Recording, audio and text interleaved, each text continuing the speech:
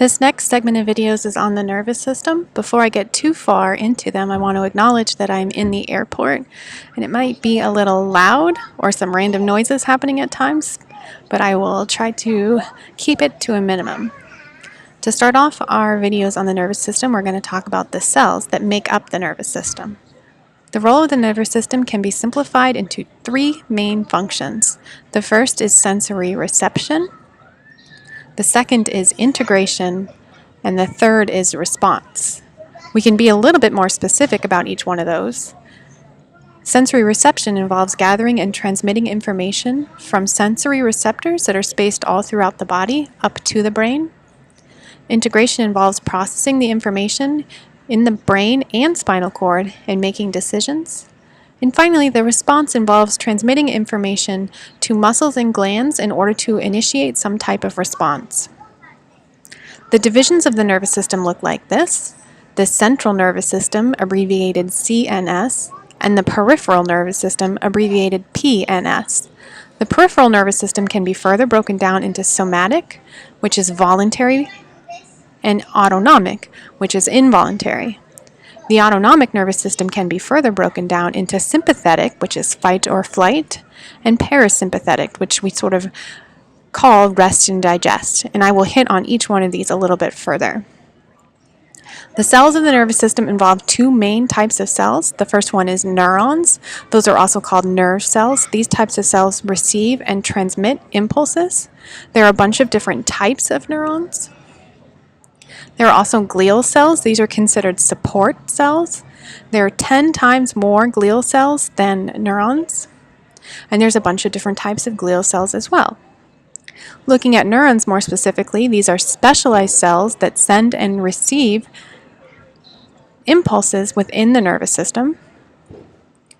Neurons are the structure and functional units of the nervous system, and they can be classified in two different ways: structure and function.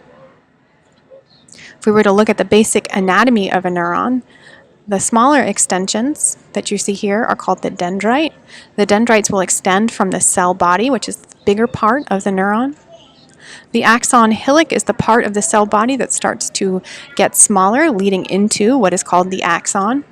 The axon is typically covered by Schwann cells, and we will talk more about that. The Schwann cells make the myelin sheath, and we will talk more about that.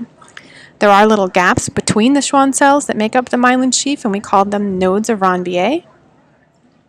And finally, you have the synaptic bulbs or terminal that are at the end of the axons.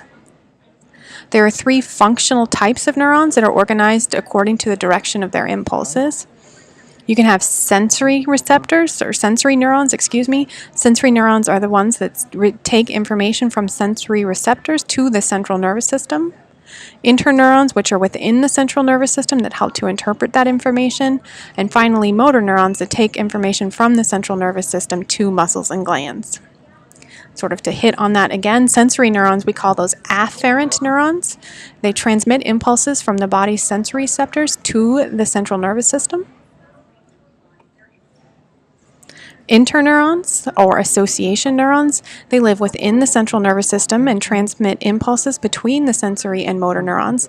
There are more interneurons than any other type. And finally, the motor neurons transmit impulses from the central nervous system to the body's muscles and glands, and they respond to stimuli.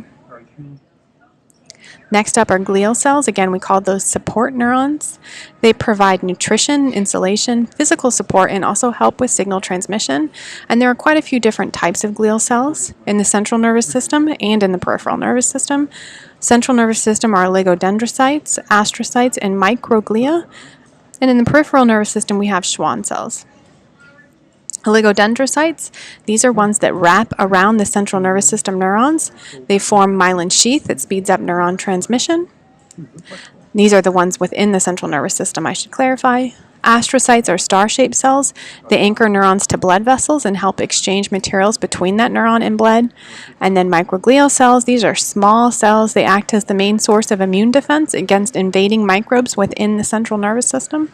So you can kind of see how that might play out like this, where you've got the neuron in the darker blue color, oligodendrocytes that are wrapping themselves around the axon.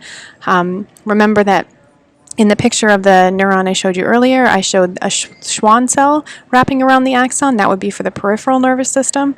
In the central nervous system, you have oligodendrocytes that act as the myelin sheath, and I will hit more on that in a little bit.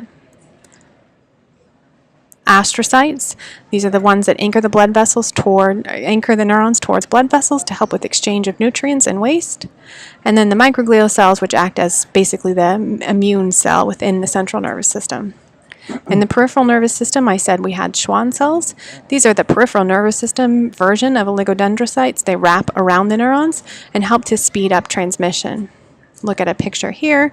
You can really think of it as a way to form this insulation. If you think of the neurons transmitting via electrical impulses, the insulation or oligodendrocytes or Schwann cells that wrap around the axon helps prevent that electrical information from leaking out of the axon and helps the transmission of information happen much faster. Again, remember that the three main functions of the nervous system are reception, integration, and response. You can see that if we look at a typical nerve pathway. So here you have a person that is looking at something, in this case a glass of water. That is sensory reception. That will be detected by sensory receptors that will send information along a sensory neuron to the central nervous system, where you have this integration process happening within the brain and spinal cord. Those are the interneurons that do that.